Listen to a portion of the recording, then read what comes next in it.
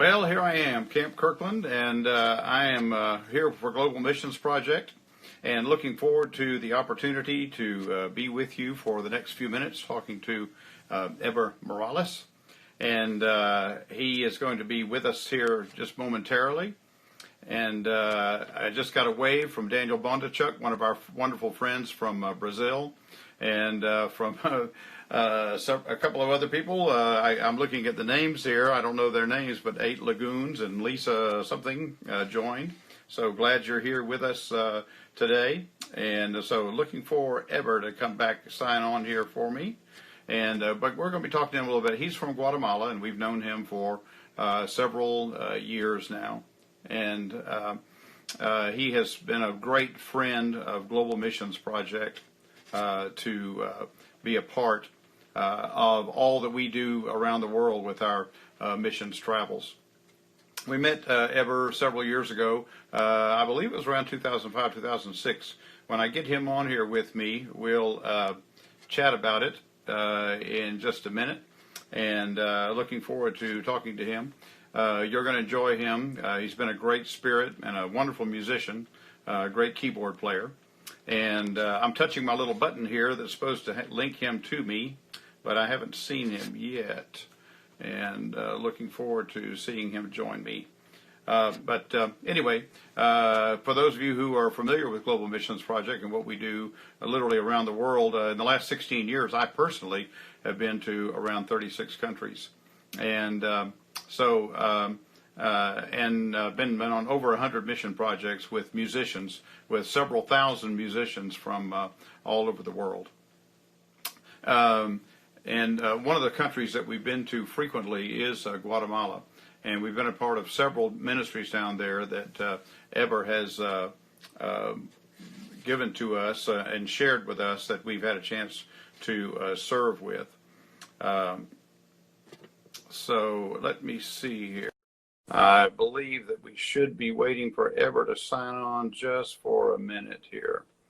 And he is connecting, it says. So, well, there's Michelle. Hi, Michelle.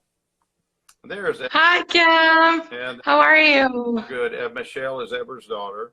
And so, Heber, get on the camera so I can see you there. Okay, there you are. There he is. And Heber. Now, Heber, I have to be honest with you. I have struggled with your name over the years. I've said Heber, and I've said Heber. And what's the actual correct pronunciation of your name? It's actually Heber. Heber. Yeah. Okay, that's close. Because I remember the first time I called you Heber, and you said Heber is in the woods, but not. That's right. But that's not you. So, Heber, when did we meet? I think it was at Southwestern Baptist Seminary in 2005, February 2005. Okay, and so here we have a number of years that we've been associated with each other, but it's a wonderful story how we connected to do actual mission project with Heber. Heber had requested for a couple of years consistently for us to bring a Global Missions Project team to serve with him in Guatemala. And circumstances worked out on, was it 6 or 7 now, 2006 or 2007, Heber? It was 2006. You came 27th of December. Okay. It was right at the end of the year, and we had a project that had to cancel, and I called Heber in October and said, hey, can you be ready in 2 months for us to have a team come and be with you? And he jumped at the opportunity, and we've been going back to Guatemala now consistently for a number of times. Do you know how many visits we've had in Guatemala? 11. 11 visits. So we've been 11 times to Guatemala with one of our teams. Well, Heber, tell me. Say again? It's been 10. You've been here 10, but with 11 different teams, because there once was a couple of teams back to back. The Regina Voices International Choir and the Celebration Orchestra. Yeah, and that choir is still going strong, and they're a great group of people. Heber, tell me, have we? I want to tell you that we have been loved to have the opportunity of working with you and serving with you. Tell me what Global Missions Project has done to benefit the work that you do there in Guatemala. Well, it's been so wonderful because you've been here. First time you came here, you could actually play in the college where I teach. And since you were here right after Christmas and the first 3 or 4 days after the New Year day, we were able to do even with the National Symphony Band gathering, and as I said, with some venues like malls. But it was so meaningful that you came, especially to Union Church, which is the church we attend, and you met Pedro Lopez, who had started with Manuel Philharmonic Choir. And that has been, I think, one of the most significant impacts in our ministries. Pedro was a student in our School of Music called Alfredo Colón, founded by Dr. Edgar Cajas, former Southwestern Baptist Theological Seminary grad and professor, music missions professor, and recently, at the Houston Baptist University. Now he's retired and back in Guatemala, living in, and Pedro graduated from there, and you needed an alto, tenor sax player. And I thought, I think the best choice is Pedro Lopez. He knows about big bands, he knows about jazz music, and he is a very good Christian. And you know what? I remember Pedro played with us, and we had such a good time with him, connecting with him. And at that point in time, the brothers' ministry, Manuel and Pedro, really only had a choir. But that's right. But seeing the Metro Big Band play the jazz music just got him very excited about starting a jazz band also. And subsequently, now, how many groups do they have? Well, they have actually 4 groups, because they have the children's and teenagers choir, and they have the big band, they have the symphonic band, and the orchestra. And on the other hand, they are building up a church choir with different little churches that both of them are pastors. So they have outside the city ministries, and so among all those churches, they can work with many people for a different type of choir, adult choir, that could do, cantatas and gospel songs and Christian music. And they have now a choir of 200 people. Wow. It's and I know that our instrumental teams had a strong influence on them starting to build their groups there. And I love one of the things that Manuel said to me on a recent visit. I said, well, Manuel, your ministry is reaching out to children in the neighborhood, in a very poor neighborhood where they don't have access to instruments and everything. I said, how do you choose a child to come and be a part of your ministry here with the band and now with the orchestra? And he said, when we get an instrument, we choose a child.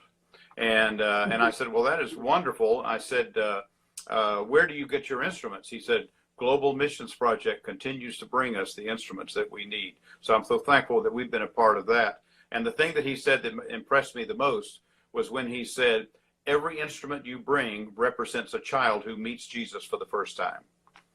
That's correct. That is the most wonderful thing. And let me tell you something. When you came the first time, it was so fun. It was a great blessing having the Metro Big Band, the jazz band, and many people were impacted, Jorge Barrientos and Madeline, and the family and some other people. But then you came in 2009 with an orchestra, and it was right after Christmas Day again. So there were many people now joining the group, but especially some strings. And we learned that you also had the orchestra format. Then we were talking about when you could come back, and that was the orchestra and choir, the Virginia Voices International Choir, back-to-back projects. There, we started thinking about the idea of building up an instrumental ministry with Pedro and Manuel. Yeah. And I say we because actually they do all the work, but what I try is to connect to them help. And to these ministries like the Global Nations Project are great givers and individuals and institutions have been so blessed, so wonderful, blessing our kids and these young ministers, Pedro and Manuel, and some other people, because we have here some other orphanages. You were the first time, and for many years, you were here visiting Casa Bernabé Orphanage, and they had also a very wonderful ministry there with a band, symphonic band, with the children over there. And I remember meeting, of course, we met Vivian Douglas, who directs that band there, or did direct that band there. And now her ministry has actually grown to incorporate multiple orphanages now. So she's reaching even more children and having more impact, not only with music in their lives, but with Christ in their lives. And I love that. By the way, I've been noticing the waves that have been coming in with little people letting us know that they're online here with us right now. And one of them was from Elias Campos, who is one of our hosts in Brazil, who Yes. is, that we served with this past July for the first time. And so I'm glad to know that Elias is with us online observing this right now. Well, tell me, Heber, this in particular, right now where we are kind of in the midst of this virus situation that is impacting the world so significantly. How are you doing through this? What are you having to do? Well, right here in Guatemala, we have experienced small impact. But this is because we already learned about how vast was the damage in some other countries. And the president here, who is a very religious person, I think he is from the Catholic side, but very welcoming to the evangelical and churches that are not in that branch, but in the Protestant branch. He has been so open to the prayer, and actually he called last Saturday for a day of fasting and prayer if you wanted to do it as an individual. And some people were criticizing how is that a lay state can do such a thing. But actually many people were thinking, well, wow, this is a wonderful opportunity to go before the Lord, to kneel in prayer, and to be, reflecting of all the mercy and faithfulness of the Lord. And in the midst of this situation, we cannot have any meetings. We cannot have the normal church time, the normal church services. Yeah, and that's true all over the country now. Yeah, and actually for 2 Sundays, we have experienced the new format of services online. Yeah. I think it was 2 Sundays from this one. So that means 14. Was it 14th of March 15? March 15. We were scheduled to play in the 6 p.m. service. At Union Church, we have 3 different styles. We have the contemporary, which is actually a 90 style, 90 from the 90s, okay, format, okay. We called in those times the contemporary song style, and praise songs, but in the sanctuary. And we have the traditional at 11. But at 6 p.m. we have in the fellowship room a different type of service. It was called at this time the post-gen meeting, and we were scheduled at that time to be there at 6 p.m.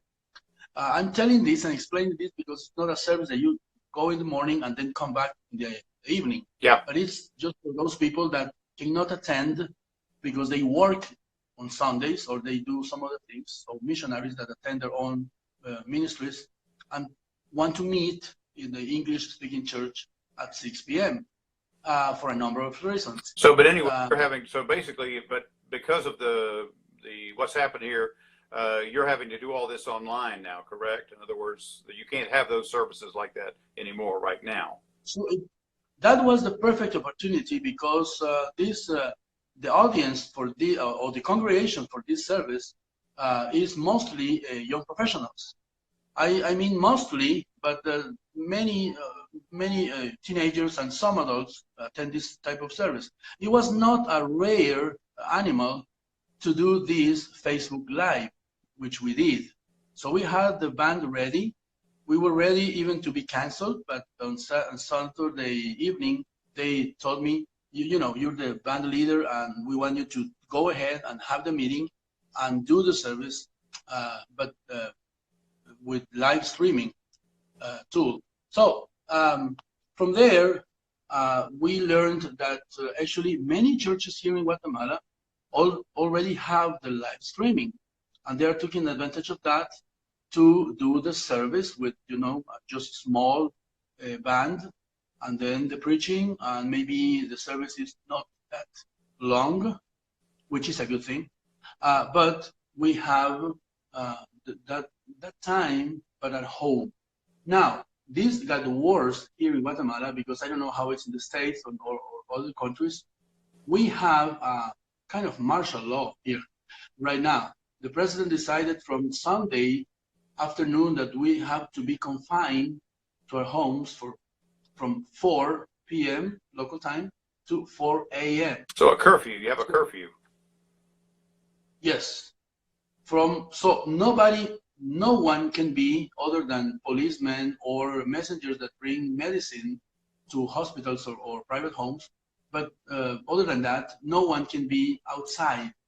We have to be in our homes from us 4 p.m. Through the whole rest of the remainder of the afternoon, evening, night, and until 4 a.m. Well, so it's been really interesting. Yeah, we're experiencing the same thing here. Our governments here, for the most part, are saying for everyone to stay in their homes, except for anything that like going to the grocery store or getting gasoline for the car or something. Those things are allowed, but other than that, they're saying stay in the homes here, and that's taking place all over the world. I've gotten responses within the last few days from mission partners around the world that are doing exactly the same thing in many countries, and so you're experiencing that too. But I'm thankful for your faithfulness in doing that. By the way, I just noticed that Tammy Price just joined us. Tammy is a wonderful singer who traveled with us on our very, very first visit to Guatemala. And then also I noticed that Pat Bennett, who is an orchestra director, church orchestra director and fine French horn player, that just joined us also. It's great to have some of our mission friends who have traveled with us that are joining us on our little broadcast right now. Well, we're not going to go too much longer here, Heber, but it's been so good to talk to you. I'm thankful for your continued faithfulness. I'm thankful that we had an opportunity to meet and that GMP had a chance to join with you in Guatemala, and it's not over. We're going to keep coming, and we have a project planned, a small project with the brothers that we mentioned earlier. They want to perform 3 musicals on 3 separate nights in July, and they want us to come down and be of assistance in preparing the orchestra and the choir, and we're hoping that by the end of July we'll be able to do that. But if not, we already have another project for Metro Big Band to return to Guatemala at the end of the year on December the 27th of this year, and be there for another 7-day project. And Heber has opened so many great doors for us and opportunities because he is so connected in the entire music world of Guatemala, not only in the church music, but in teaching in the university, and also in traditional symphonic and operas, symphonic orchestra music and operatic music. And he's a talented man. And I hope that some of you that are watching us today will choose to join us on a project in Guatemala sometime in the near future. We have a wonderful time there. Heber, thank you for your love for the Lord first, for your love for GMP, and for the opportunity for us to be able to be with you and your wonderful family. Where did Michelle go? Is she still there? She is here. She's holding the phone.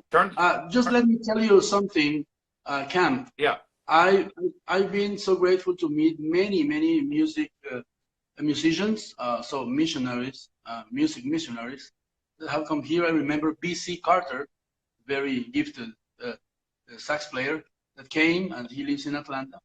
And he said once when I said, "Oh, you're so gifted and you're so good," and he said, "I'm just a God's tool." And that really stayed in my mind. That what he said. Well, God wants us to use the gifts that He gave Him. God wants us to use the gifts that He gave us for Him and for His glory, and that's what you do. That's what our church. Just one more thing. One more thing. Go. I've been in global missions projects going outside my country. Yes, you have. Remember Brazil, Rio de Janeiro, July 2011, and I've been in Cuba 4 times. Wait a minute, three.